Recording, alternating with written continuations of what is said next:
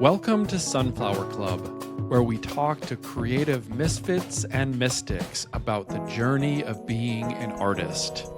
The following conversation was recorded live in the Sunflower Club virtual community.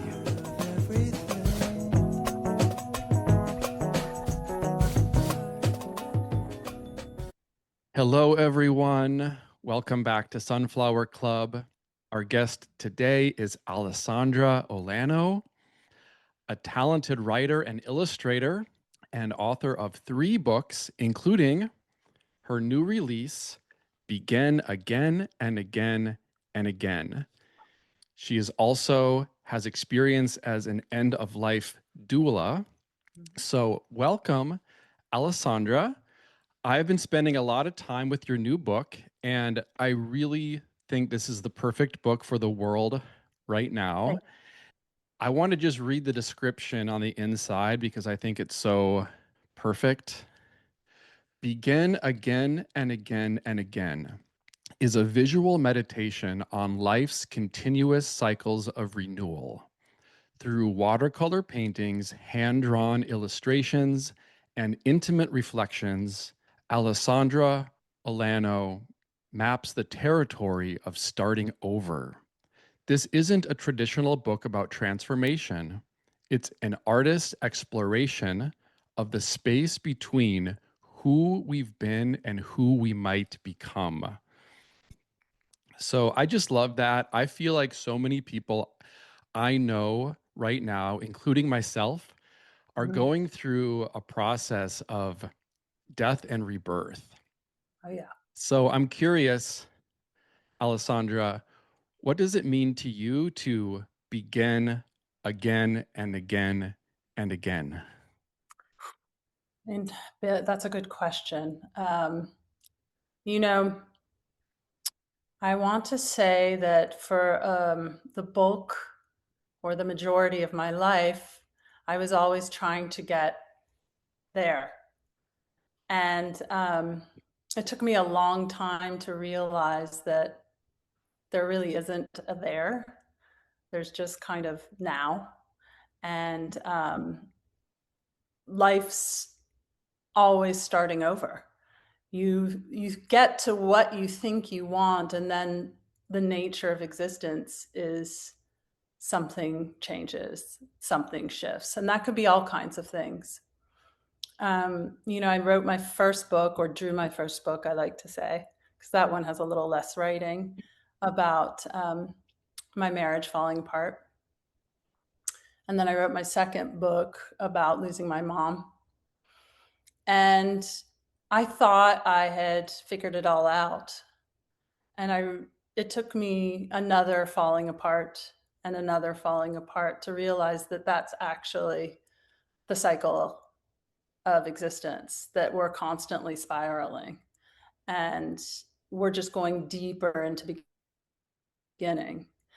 And so beginning again for me is just the state of the human condition, except now I'm showing up with a little less resistance and a little more acceptance that, yes, it's probably painful, whatever drops out or changes, maybe not, but I know I get through it because that's just the path.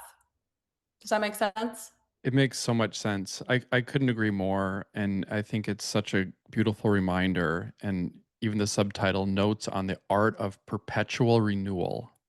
Mm-hmm. I feel like that's such a good way of looking at life, is the Mm-hmm. art of perpetual renewal. As much as we try to hold on to things and to get to certain places, we're always in this state of becoming. And we can't Mm-hmm. hold on to anything or keep anything truly forever in this life, including ourselves and our own bodies. I know. So it's such a beautiful reminder that it's not only is it okay to begin again, and it's never too late to begin again, but beginning again is human nature. It's the human condition. Mm-hmm. And it's sort of this book is sort of a permission slip to wake up every day and allow yourself to begin again. And ask yourself, who am I today versus who was I yesterday? And to just give yourself that permission to change and to become somebody new. Oh yeah. It's so important because I always say this, like our wounds and our scars, they get so cozy because they're familiar, right? And so when you have this fear, and there's something that I used to always say to myself, I think I can't. And that's actually the second section in my book, where I would stop myself from doing something because I would come up with all kinds of reasons why I can't. And a lot of them were, in a way, kind of putting myself down. And there was something really familiar in that, just from my own upbringing, of not getting sort of encouragement in the way that I needed. And so it felt comfy to not take risks. Yeah. I have a couple questions about the relationship between beginning again and starting over and also being an artist. Hmm. And so the first question would be, how did art help you begin again? In other words, when you're going through a process of sort of a death and rebirth, what role does art and creativity play for you during that process? I mean, it's everything for me.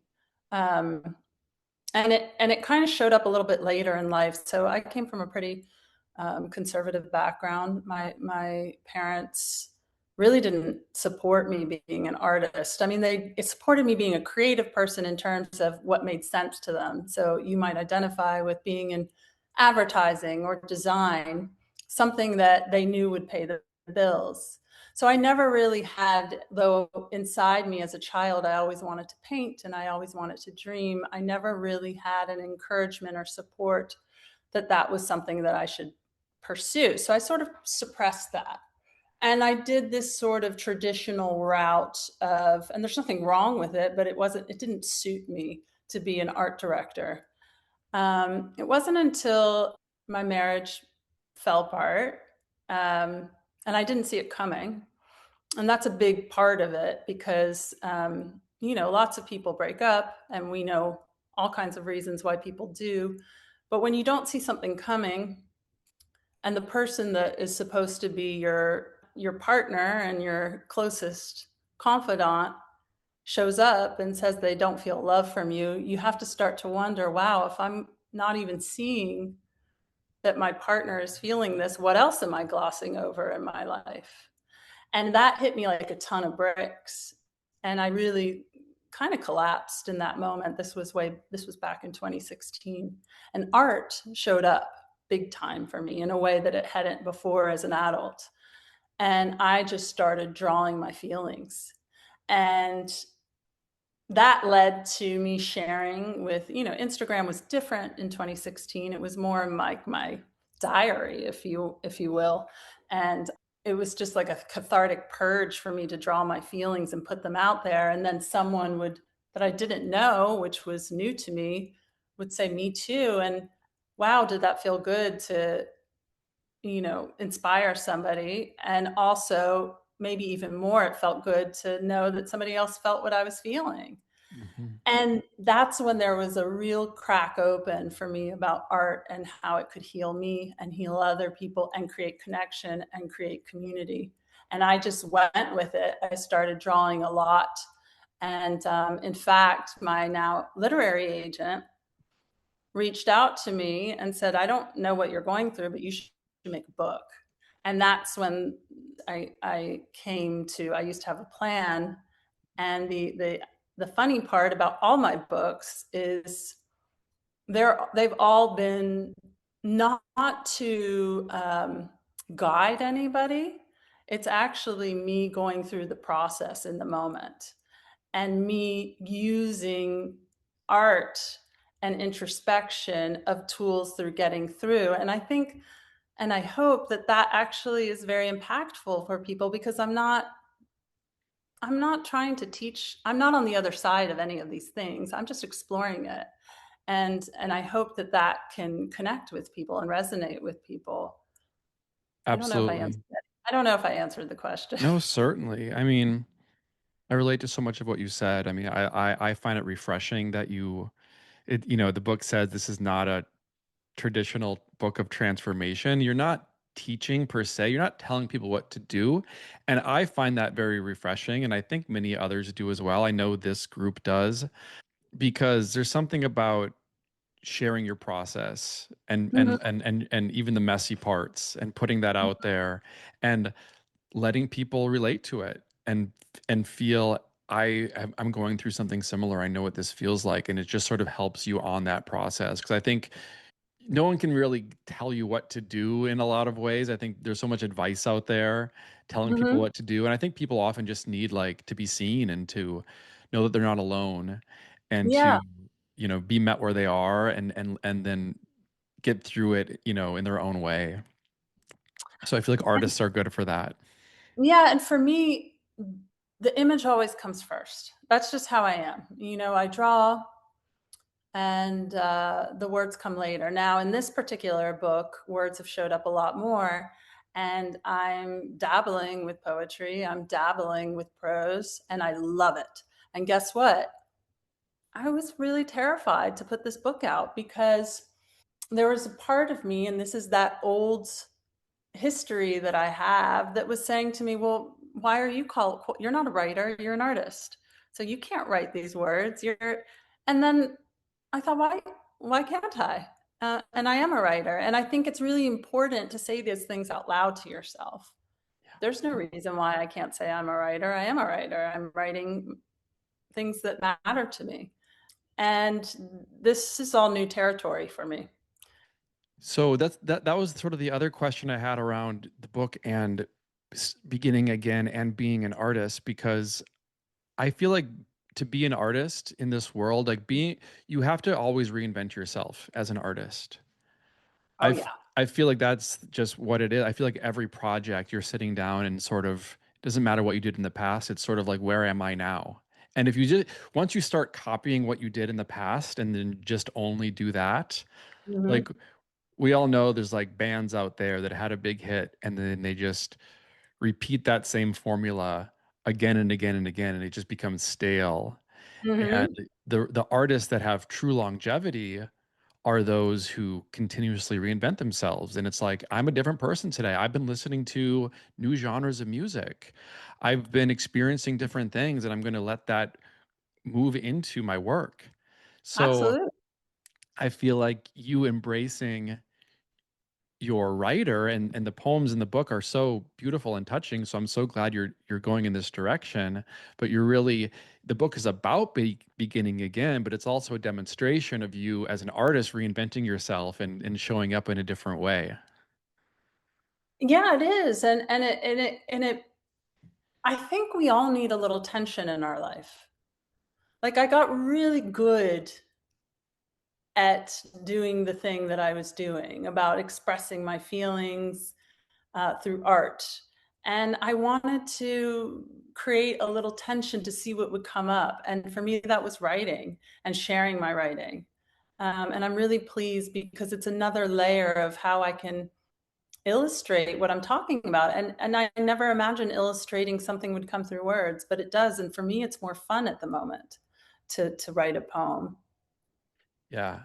It's good for artists just to go where they feel excitement and fun. So I Hmm. feel like if it's not fun for us when we're making it, it's not going to be fun for the consumer of it.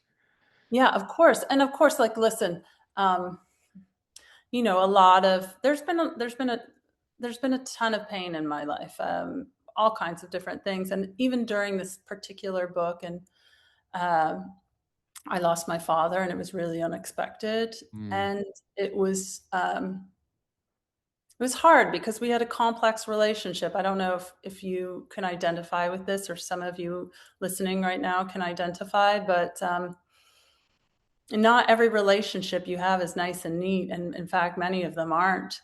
And when he passed, number one, there was a lot of things left unsaid.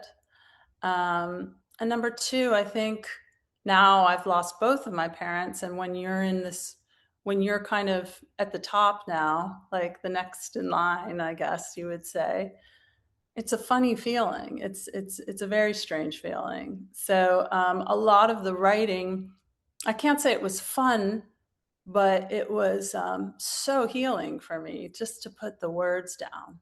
Yeah. Yeah, yeah, I guess fun wasn't the right word, more like where you're drawn, where you're curious, where your curiosity takes you, where you are in that moment for whatever reason, being honest about the moment that you're in instead of just Yeah, trying to repeat and the like in past. the broader context, yes, it is fun to go back and look at even these painful poems, Sure. because it's just, for me, I've always loved documenting. It's just a little bit richer for me to have the words paired with the writing, with the drawings. Mhm. So I'm really happy to have that. Yeah, one common theme throughout the book is just being able to feel your feelings Oh yeah, and to not masterclass bypass them. in your feelings over here. So, I guess just tell us a little bit about, the importance of feeling your feelings, both to grieve and go through these hard times of transition, but also as an artist and why it's important to feel your feelings in order to really transmute them into expression. So that's a good, but it's a complicated question. Um, I just I don't think that anything pure is going to come out unless you're being fully honest with yourself. I don't think you can truly create art without being honest with what's going on inside. It's so crucial. And every time that I try to pretend, every time I try to make believe that everything's okay, it just doesn't work. So I think it's really important to connect with yourself, and something that I've been doing a lot lately. So I've been doing a lot of beginning agains right now at this point in my life. And just to give you a little bit of a backstory, I don't know if this is interesting for you. I created Begin Again because I needed to. I was in a kind of a crisis at the moment when I decided to make that book, because everything in my life had sort of fallen apart. Financially, I was a disaster. I don't know you're just do what you're if you're doing any commercial work anymore, but commercial work was still a part of my life. And there just was no budgets anymore. So something that I relied on deeply to live my life Yeah. just was gone, evaporated. And a lot of that, and I don't want to get too into it because it's such a complicated topic, but the perceptive value of drawing in a world with AI coming into it. Not We all know what feels good and what feels human, but it doesn't change the fact that a lot of, let's say, brands or magazines or pure, whatever it might be, they have this perceptive value of, oh, well, I can just do this in AI. So now we're only going to pay you this much money, which is 1/5 of what we used to pay you. And I just was in a bad spot. I had another bad relationship fall apart. Again, I had to move. There was just a lot going on, and I just couldn't figure out how I was going to make it. And, I'm in the middle of my life. I thought I was already going to have this all figured out, and I just couldn't even get an apartment in New York City that without maybe asking my dad to guarantee it. And like, he didn't even want to help me. And I was just wondering, how am I here? And that's when, I said, I got to make another book. I'm going to sell Mm. another book, and we'll figure out what this book what is. And that Begin Again and Again became me. It's so interesting because when I started this book, my life was a mess. And now it's come out a year and a half later, and everything has gone full circle. And that's Mm. sort of the nature of it all. It's very humbling life. And once you realize that you're on this ride, you just survive a little bit better. Does that resonate with you? Oh, absolutely. Yeah, I relate to that more than I can say, and I think so many do.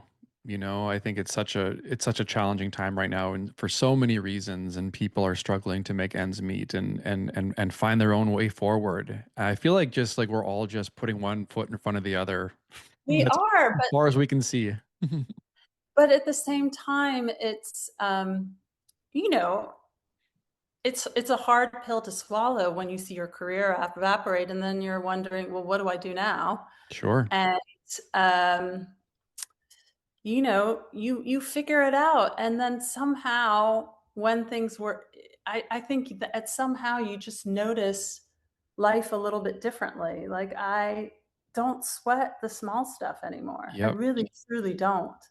My friendships are so much more easeful because I appreciate them. And when things go a little cranky in one direction or weird in another, I say, you know what? I don't have to make a big deal about this. Like, they're my friend, they're my person, they're having a bad day. I don't have to always take things personally. Even when I'm driving on the street, James, like I have a car in Brooklyn, I drive my daughter to school. Someone will cut me off and maybe give me the finger. And I'm like, I wonder what's going on in their life. I hope they're okay.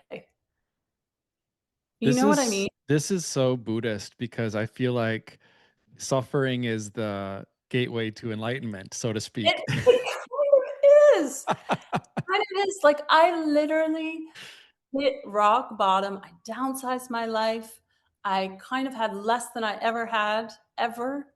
And once I got some grounding, I found this tiny little apartment. It was the cutest thing. I made it mine. I could afford it. I found a way to make ends meet. Everything started coming bit by bit together. And I just was so, so grateful. Yeah. Yeah. And I know a lot of people could have been in that, even myself. I could have been in that spot and thought, this is rotten, this apartment is rotten, but you make a choice, to see what's good about it. Yeah. Yeah. Contrast is really the best teacher. In other words, you can't experience happiness unless you've also experienced despair, right? Oh, yeah, You can't describe heat unless you've know what cold is. true. You don't know what true friendship is unless you've had loneliness. It's true. So It's, I've had so many crisis moments in my life where I've, you know, lost jobs, or when I first moved to New York, I moved to New mhm. York City just before Hurricane Sandy. Oh, God. And I was like struggling. I moved there without a job, without any savings, and I was just hoping to find something, and I wasn't finding anything. And Mhm, I signed the lease on my first apartment. So I was like, at least I'm gonna have a place to live instead of crashing out on couches with mhm, people I barely knew. mhm. And the day before I was going to move in, Hurricane Sandy destroyed the apartment that I was going to move into. Oh, no. What'd you do? And I had nowhere to go. My friend who I was going to live with, so he was also homeless. He knew of this like guy in a Caribbean island called Culebra, where he had this empty like cottage, and like we got one-way tickets to Puerto Why not? Rico and took this little rinky-dink plane to Culebra. I was broke, unemployed, homeless, living in this deserted island in the Caribbean, and I felt like I was a complete failure. Like I moved to New York with big dreams of being a writer, and here I am, Mhm. homeless on this island. And it was a such a deep crisis moment. And it was on that island, and I had nothing to do but just sit on the beach and watch the tide come in and out. And I was all my deepest fears and insecurities were coming to the surface. Yeah, And it was in that moment when I realized that all this chatter in my head and all this negative self-talk was just my ego. yeah, And I didn't have to listen or believe my ego. And in fact, maybe there was a deeper purpose in why I was here. And I sank into that and started listening to my intuition and trusting where I was at instead of letting my ego sort of beat me down.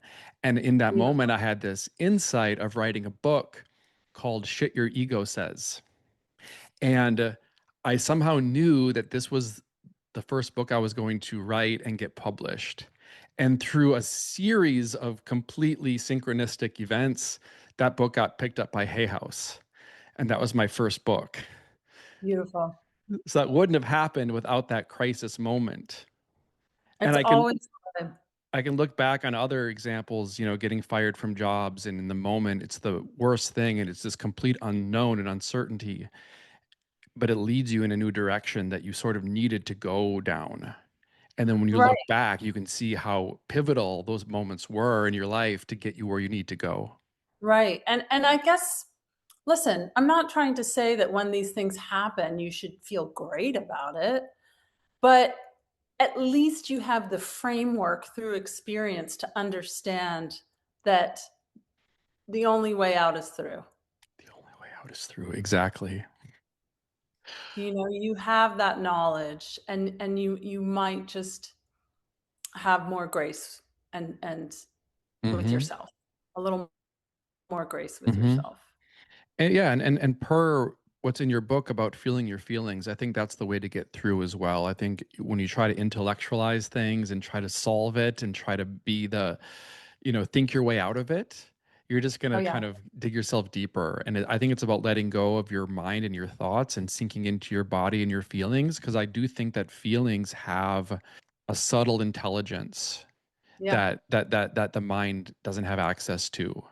There's a Yeah. wisdom in your feelings, and sometimes you need to sink into them, even especially when they hurt, and see what they have to tell you, and let those lead you. Even though you can't solve it with your brain, you need to lean into it with your feelings and let Mhm. that transform you, even though it's painful in the moment. Mhm. Absolutely. You know, something that I used to do all the time, let me know if this sounds at all familiar, is I would look to other people to help fix it. Like, tell me what to do, tell me what to do. And of course, we all need guidance and mentors, but ultimately, you have to trust yourself. You have to trust what's meant to be for you. You have to follow your instincts. And it's, if you're getting advice and asking everybody how, what, you just have to trust. Trust is so important. So when you're going through a place like that, we talk about feeling your feelings, but when you're going through this sort of in between stage of crawling into the cocoon and looking for that way out, into being the butterfly, feeling your feelings is one thing to do. What other just personal lessons or self-care methods, or what has worked for you during these stages, just to keep yourself sane and just to honor the process that you're in? Oh, I have a lot of tools that I use, which I'm happy to share. And I'm not saying these are everybody's tools, these are my tools.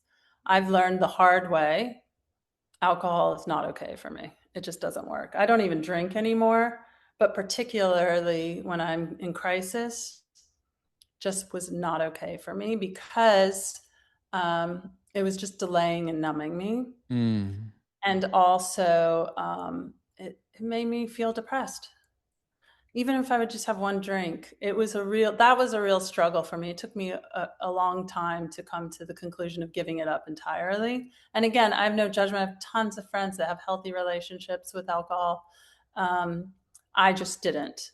And I wasn't someone that drank a lot, but a few just, it didn't work for me.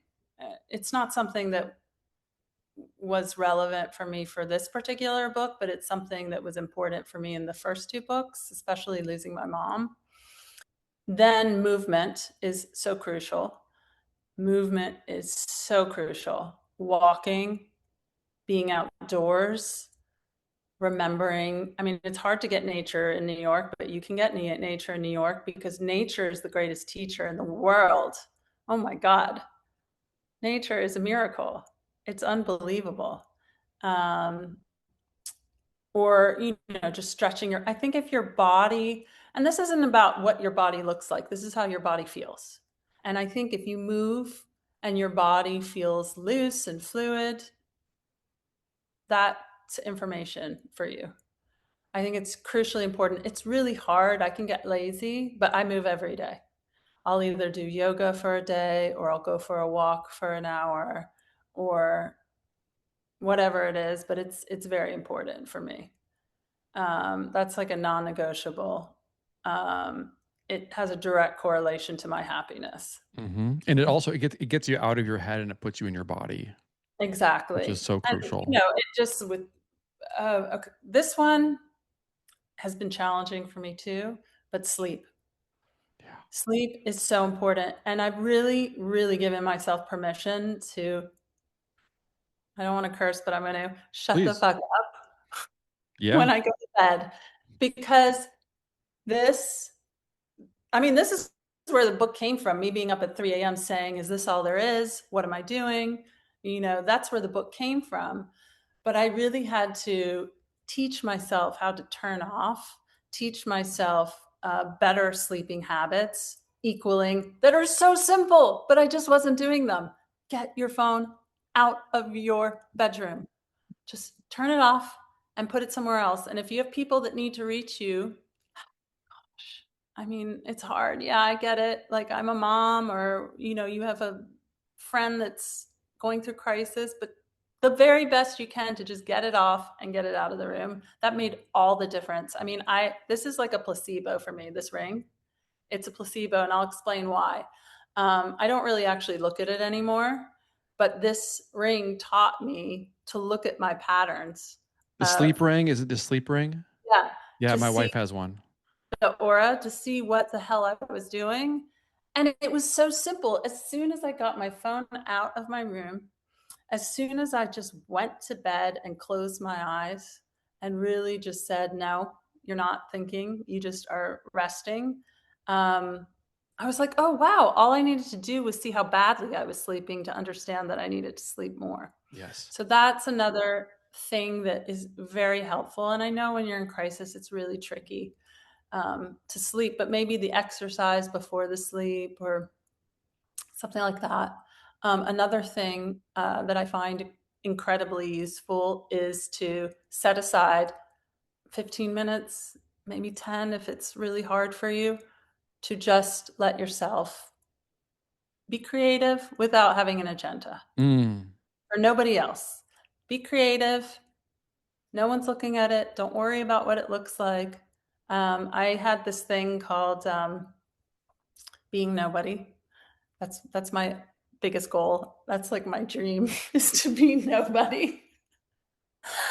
Um, and I would just draw ordinary objects every morning. It could be like a pretty mug that I had, or it could be my glasses, and I would just draw it just for drawing, Yeah. just for me, not for Instagram, not for a job, not for someone to see and tell me, oh, that's a really good drawing, just for me.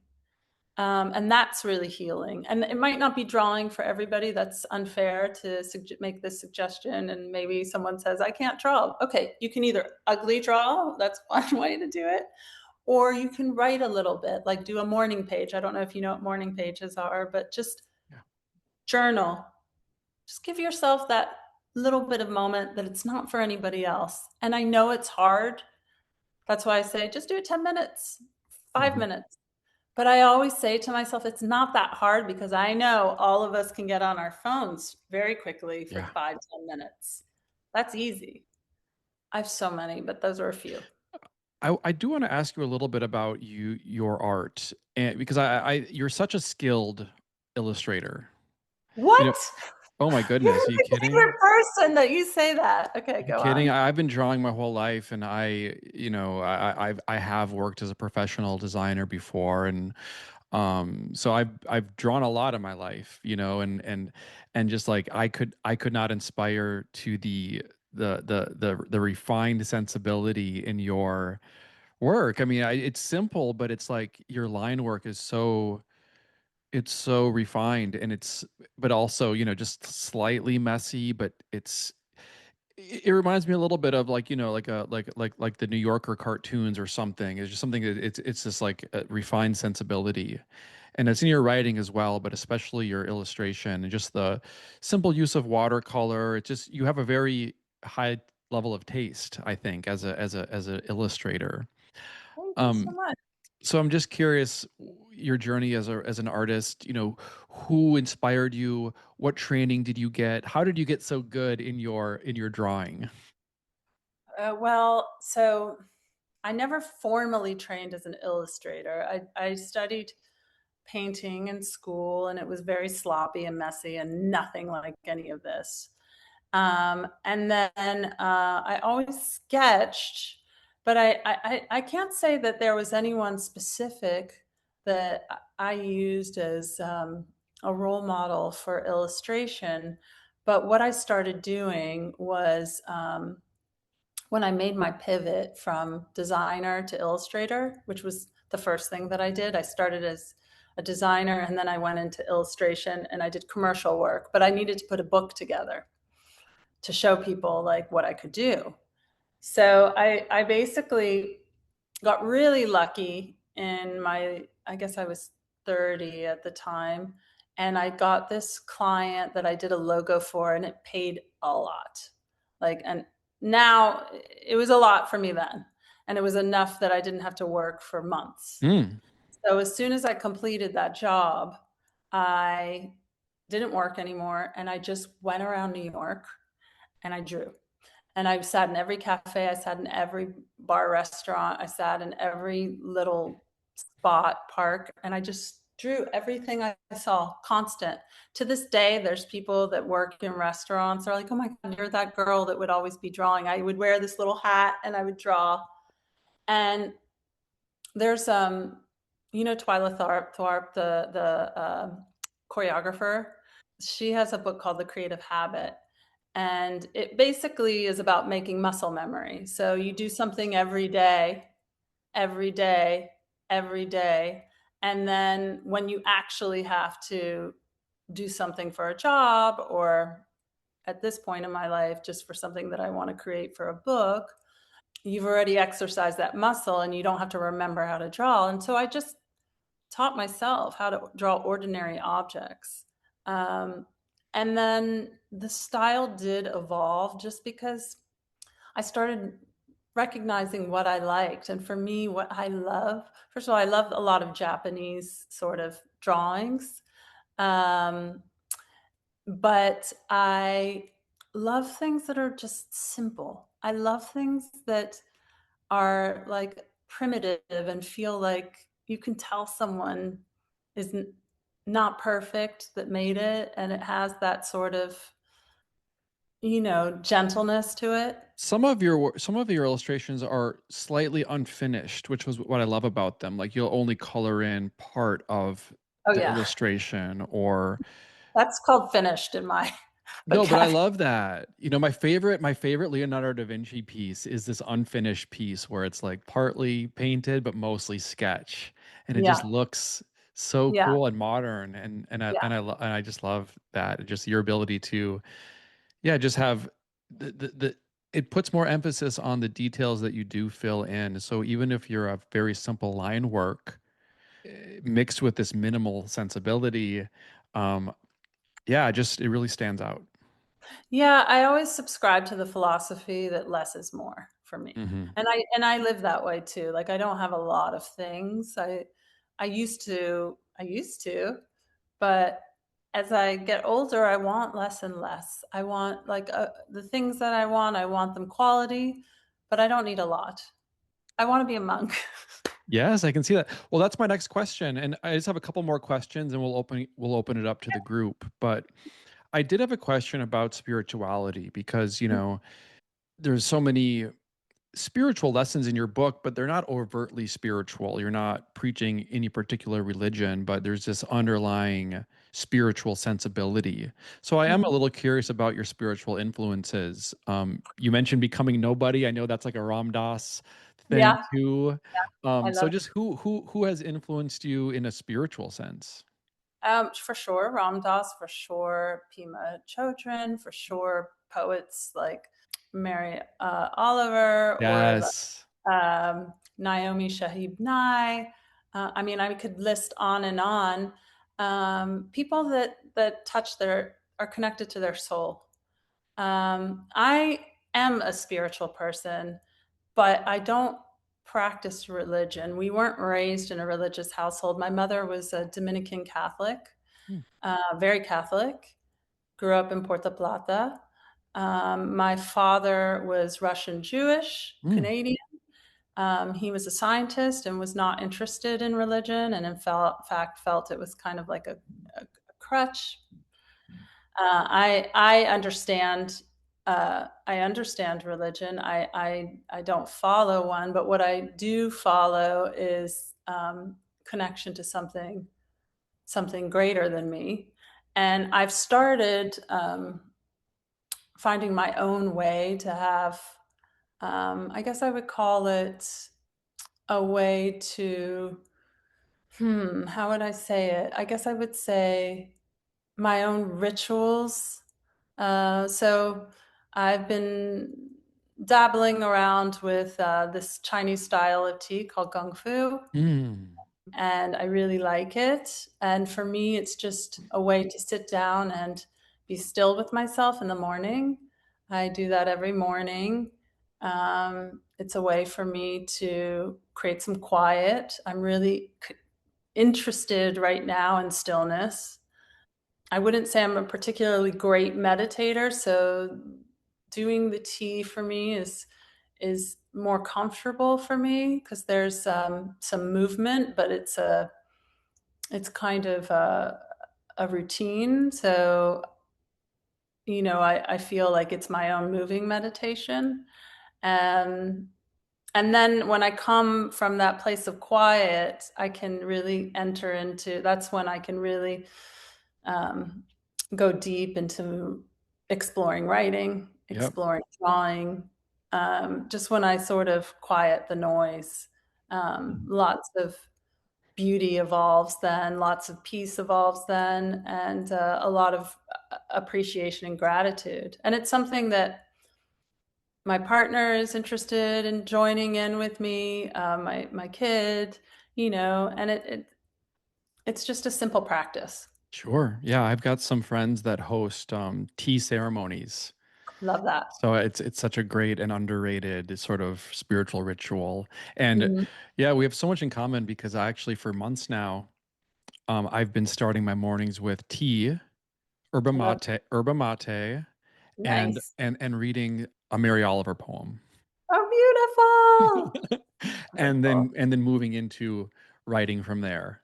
Beautiful. Um, Mhm. I know one thing that you also do, I don't know how much you do it, but I know that you have experience as an end of life doula.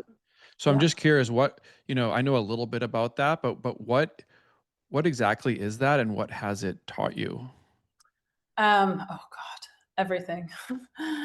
So I've taken a pause on being an end of life doula, and I'll explain why, and I'll explain how I fell into this briefly.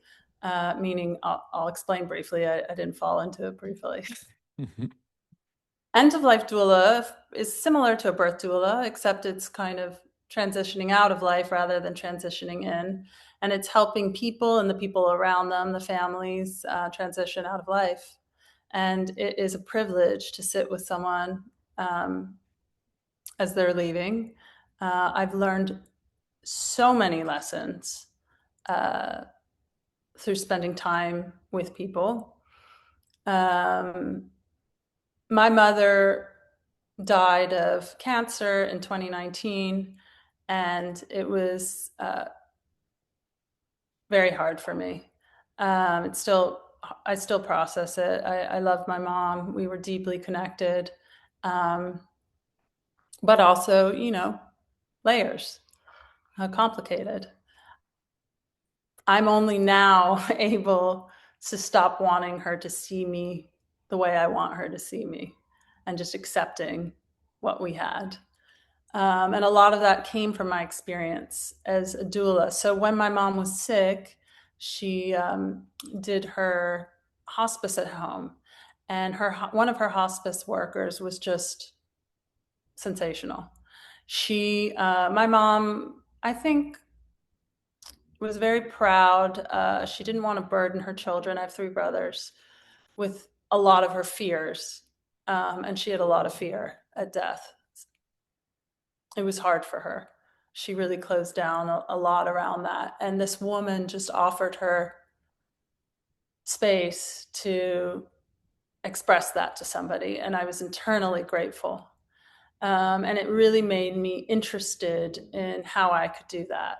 And I'm only realizing now in retrospect that a lot of that was me also wanting to hold that space that I didn't hold for my mom for somebody else. It was a little bit of a healing for me.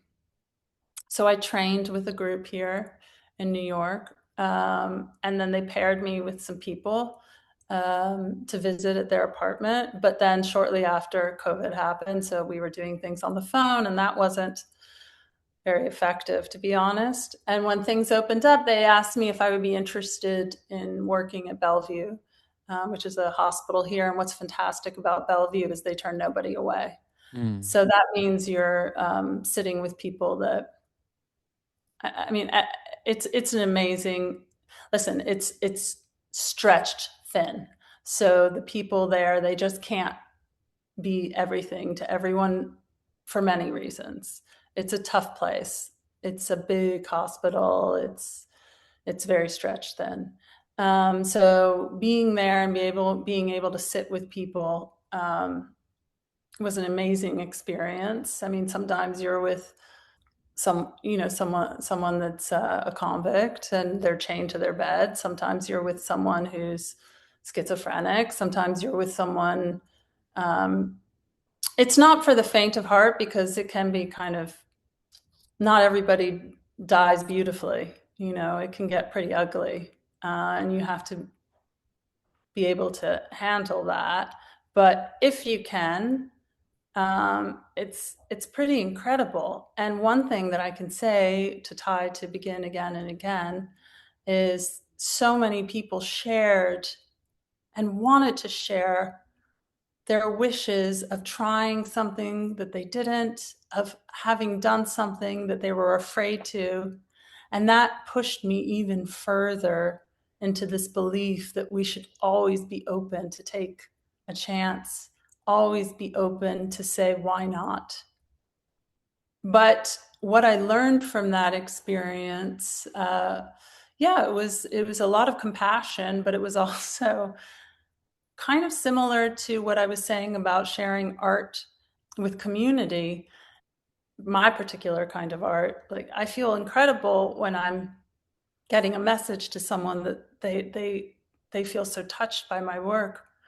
But that is also equally making me feel so seen, and it's almost a give and take. Like there's a dialogue happening there, and as an end of life doula, I'm not just supporting someone. In a way, they're giving back. Every time I walked out of that hospital, I looked out into the sky with such gratitude. Now, when my dad passed, I think I just need a break from grief. And there's just no way that you don't absorb.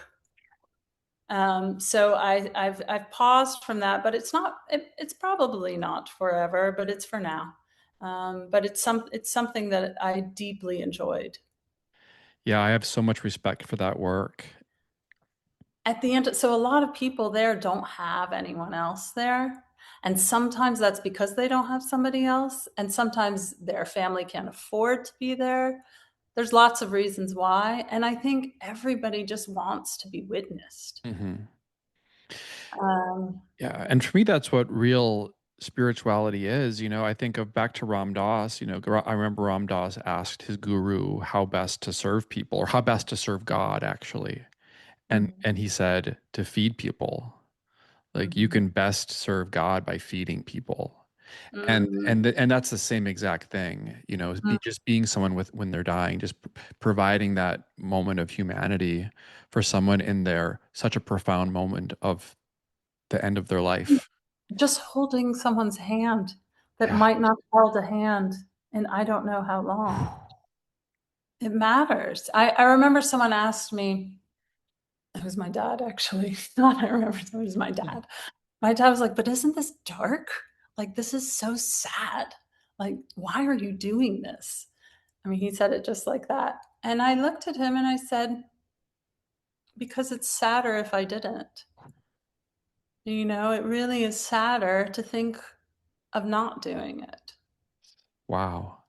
That's real. That's real. And, and I do believe, and this ties it back to the book, that even death is just the first step in beginning again. That's right. So, Right.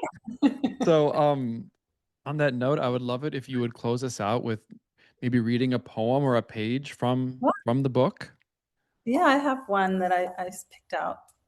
This is an image I have here. I don't know if you can see that. Sorry, I didn't. This note says I don't have a coffee problem. I do.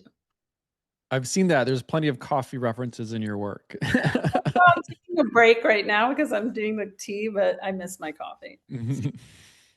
So this is called The Gift of Empty Hours.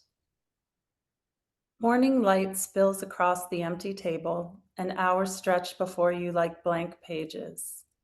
I've been here too, watching shadows lengthen across a quiet room.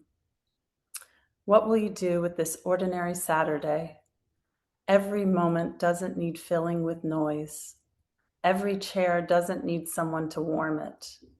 What else can you do but sit with this ache, this honest solitude, until it teaches you what loneliness has always known, that even in emptiness something grows. And so we go on, planting new rituals in the soil of old memories, watching different flowers bloom in familiar light. Mm.